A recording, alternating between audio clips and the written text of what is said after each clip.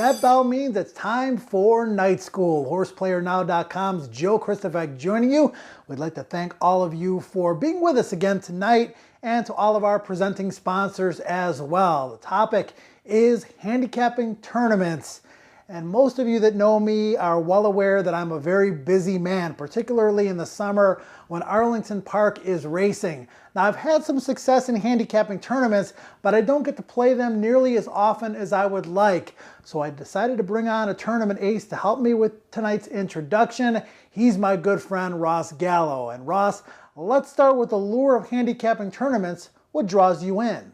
Well, you know, Joe, I've been in this since before the creation of the NHC.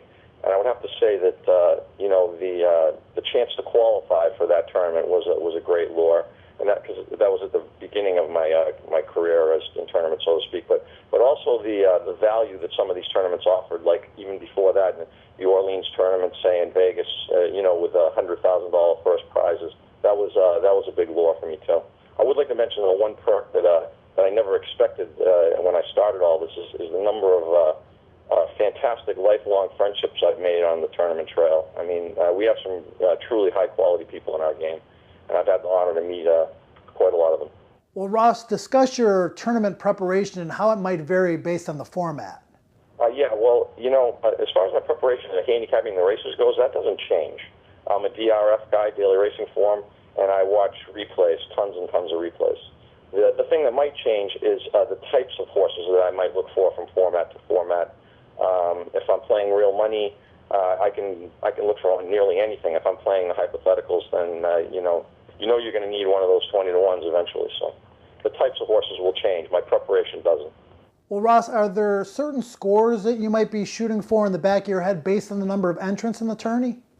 You can look at history and find scores from past tournaments with certain numbers.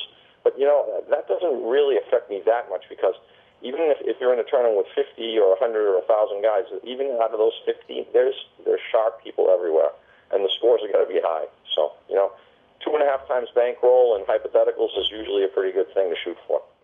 Ross, do you prefer hypothetical win-place tournaments or live money events? Well, I much prefer live money events to the hypotheticals, to the win-place tournaments.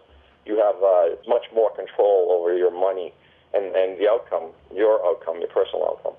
In hypotheticals, the win places, they hang up a 20-to-1 shot you don't have. If you're on site, half the room has it, or, that's an overstatement. Or if you're playing online, if there's 150 guys in there, at least 9 or 10 are going to have it. And, that can put you up against the 8-ball. And now you're kind of painted into a corner strategy-wise. Ross, what are the most important skills that good handicapping tournament players possess? Well, Joe, I would have to say that, being a good to great handicapper is a good start. But there really are so many great players out there that the best players, the ones that separate themselves, are the ones that understand the formats totally, forward and backwards. They know how to exploit the rules, if that's the right word, to their advantage. And they're also very well at adapting on the fly when things don't go to their plans. I will say this, though. Give me a good handicapper who knows how to play, who knows the rules, over the great guy who maybe doesn't understand it quite as well. There has been a real explosion lately of online tournaments. Do you play those, or do you prefer the live events? Well, I do play online tournaments, though I will say sometimes grudgingly. The convenience of these type of tournaments cannot be argued. However, the value, i.e. like the takeout, is generally very high. The players as a whole like them. Like I said, the convenience, no travel expenses, get to play from home. They're not going anywhere. Currently, we the players are funding the prize pool, the NHC, and I long for the day of sponsorship and TV coverage and that, but that's a topic for another day. But online tournaments are here to stay. They're not going anywhere. Ross, what advice would you give a relatively new, raw horse player who might want to test the handicapping contest waters for the first time?